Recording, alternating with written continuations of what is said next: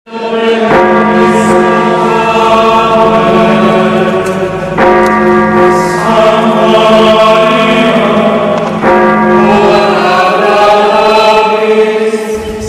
nomine Patris et Filii et Spiritus Sancti.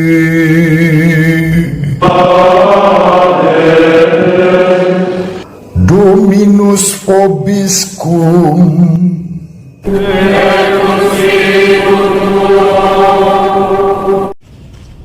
Sahabat peradaban kasih yang terkasih, selamat berjumpa dengan saya dalam renungan harian melalui channel ini.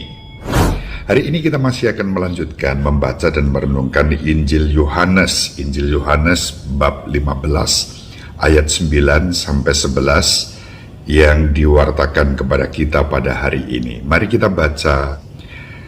Dalam amanat perpisahannya, Yesus berkata kepada murid-muridnya, "Seperti Bapa telah mengasihi aku, demikianlah juga aku telah mengasihi kamu. Tinggallah di dalam kasihku itu. Jikalau kamu menuruti perintahku, kamu akan tinggal di dalam kasihku seperti aku menuruti perintah Bapakku dan tinggal di dalam kasihnya. Semuanya itu kukatakan kepadamu supaya sukacitaku ada dalam kamu dan sukacitamu menjadi penuh." Semoga dengan pewartaan Injil suci ini, iman, harapan, dan kasih kita diteguhkan. Sahabatku yang terkasih dalam Kristus, kemarin dalam renungan harian saya menyebut ketika Yesus membuat perumpamaan tentang pokok anggur dan kita ranting-rantingnya yang harus nempel padanya, suasananya adalah Yesus yang dikuasai rasa cinta atau Yesus yang jatuh cinta kepada para muridnya dan juga kepada kita. Hari ini bacaan yang kita renungkan menegaskan kenyataan itu. Seperti Bapa telah mengasihi aku, demikianlah juga aku telah mengasihi kamu. Tinggallah di dalam kasihku itu. Undangan Yesus untuk tinggal di dalam kasihnya sudah kita renungkan kemarin melalui perumpamaan Yesus sebagai pokok anggur dan kita ranting-rantingnya. Hari ini semakin jelas dan tegas perasaan cinta Yesus yang mengasihi para muridnya dan juga mengasihi kita dinyatakan eksplisit.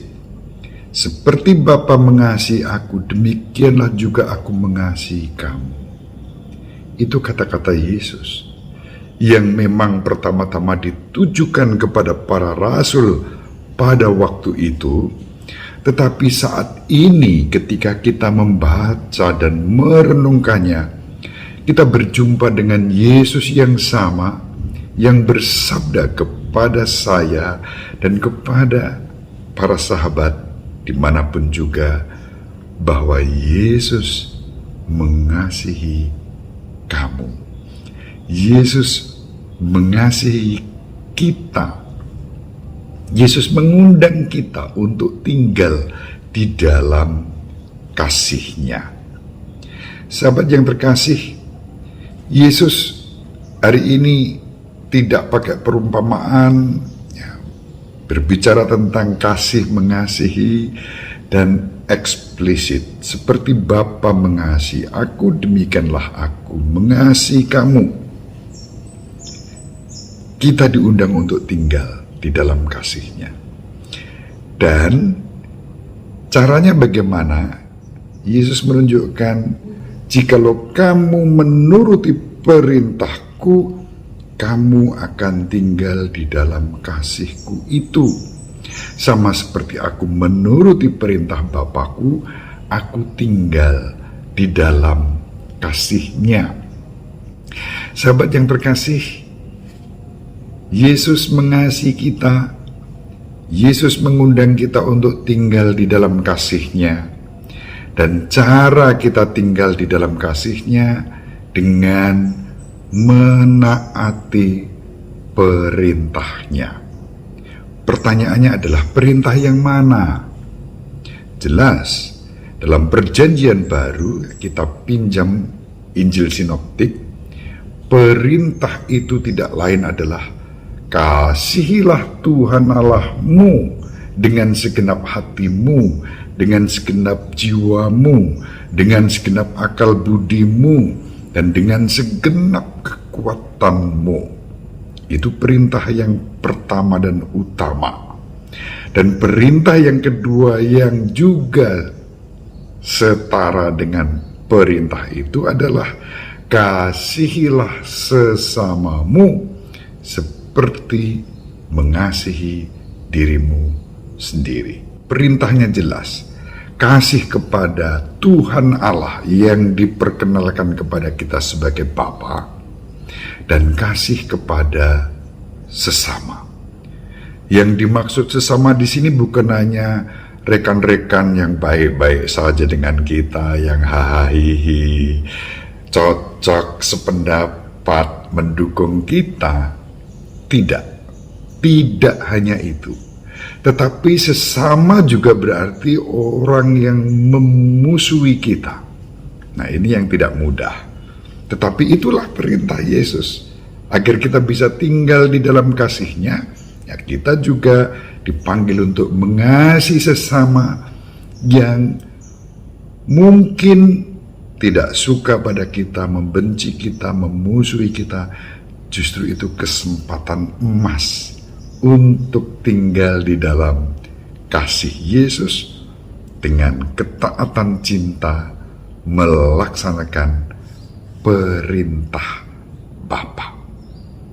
Sekurang-kurangnya melaksanakan perintah yang disampaikan Yesus kepada para murid-Nya dan kepada kita. Mengasihi sesama seperti mengasihi diri sendiri, bahkan kasihilah musuh-musuhmu. Berdoalah untuk mereka yang membenci dan menganiaya kamu. Dengan cara itu kita tinggal di dalam kasih-Nya.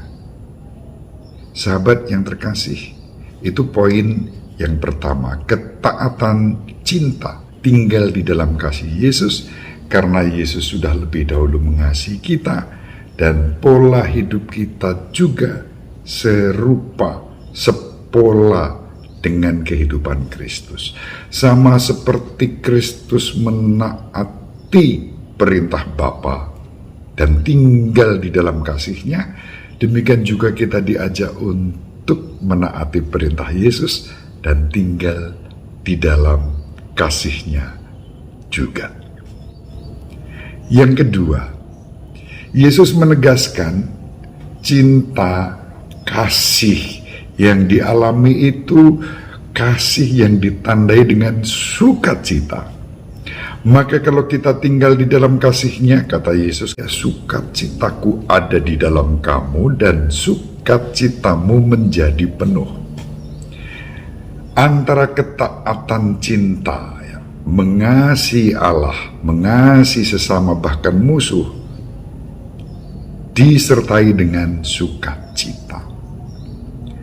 Nah, dalam hal ini saya merenungkan, ya, kasih itu juga tidak hanya kepada sesama, tetapi juga kepada semesta alam ini.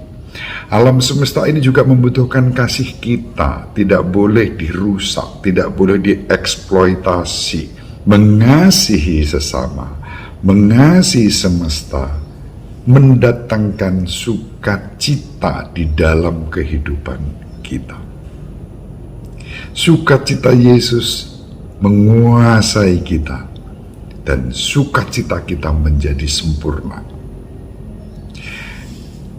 kembali pada suasana cinta, kata orang. Ketika orang sedang jatuh cinta itu sejuta rasanya, itu kan ada lagunya. Jatuh cinta sejuta rasanya. Sejuta sukacita, mungkin juga ada pada cemas, kepengen ketemu orang yang dikasih, kepengen mendengar suaranya, kepengen melihat keadaannya. Kasih mendatangkan sukacita, kasih disertai dengan ketaatan kepada Bapa dan Putra dan Roh Kudus. Maka pola cinta kasih kita tidak lain adalah pola cinta kasih Tritunggal Maha Kudus. Ciri trinitaris, kasih Bapa kepada Putra dalam Roh Kudus, itu juga menjadi ciri kasih kita. Kasih kepada Allah sebagai ekspresi ungkapan kasih kita kepada Yesus Sang Putra, semua terjadi karena Roh Kudus yang dianugerahkan kepada kita. Sahabat yang terkasih, mari kita mengupayakan untuk tinggal di dalam kasih Kristus. Pertama, dengan ketaatan cinta melaksanakan perintah-perintahnya, dan terutama adalah perintah untuk mengasihi Allah, mengasihi sesama, dan juga mengasihi semesta ini. Sesama juga termasuk musuh-musuh kita. Orang-orang yang memusuhi kita, mungkin kita tidak memusuhi siapapun, tapi ada orang-orang yang memusuhi kita diam-diam. Kita tidak melihat, kita tidak tahu, tapi ada orang yang diam-diam membenci, memusuhi kita, tidak suka pada kita. Kita tidak perlu membalas dengan permusuhan, tetapi justru dengan kasih. Dan yang kedua, mari kita bersukacita. Karena apa? Karena sukacita Yesus sendiri yang menguasai kita. Sukacita Yesus yang telah taat kepada Bapa secara sempurna, dan kita juga disempurnakan di dalam ketaatan dan sukacita yang sama.